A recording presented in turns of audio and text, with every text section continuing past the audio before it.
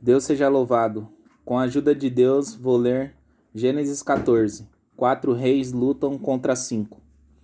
Naquele tempo, Anrafel, rei de Sinear, Arioque, rei de Eleazar, Quedorlaomer, rei de Elão, Etidal, rei de Gião, saíram à guerra contra Berá, rei de Sodoma, contra Birzá, rei de Gomorra, contra Sinabe, rei de Adimá, contra Semeber, rei de Zeboim, e contra o rei de Belá, que é Zoar.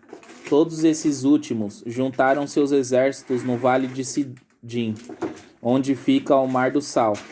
Por 12 anos ficaram sujeitos a Quedorlaomer, mas no 13º ano revoltaram-se. No 14º ano, Quedorlaomer e os reis que ele tinham se aliado derrotaram os Refaíns em Asterote Carmaim, os Zuzins em An, e os Emins em Savé Kiriataim, e os Eveus desde os montes de Seir até El-Parã, próximo ao deserto. Depois voltaram e foram para Emispate, que é Cádiz, e conquistaram todo o território dos Amalequitas e dos amorreus, que viviam em Azazon, Tamar. Então os reis de Sodoma e de Gomorra, de Adimá, de Zeboim e de Beta, que é Zoar, chamaram e tomaram posição de combate no vale de Sidim, contra Quedorlaomer, rei de Elão, contra Tidal, rei de Goim, contra Anrafel, rei de Sinear, contra Arioque, rei de Elear. 4 reis contra 5.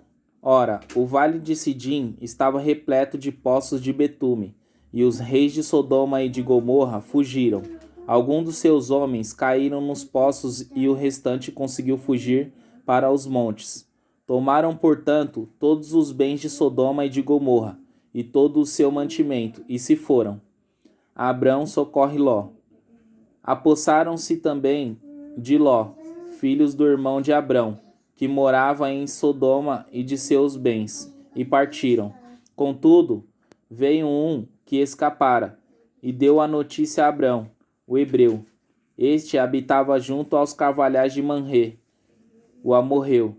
Manrê e seus irmãos, Escol e Aner, eram aliados de Abrão. Quando Abrão ouviu que seu parente fora levado prisioneiro, mandou convocar os melhores 318 homens treinados para a guerra, nascidos em sua propriedade, e partiu em perseguição aos ímpios de Dan. Atacou-os durante a noite em grupos, e assim os venceu, perseguindo-os até Obã, ao norte de Damasco.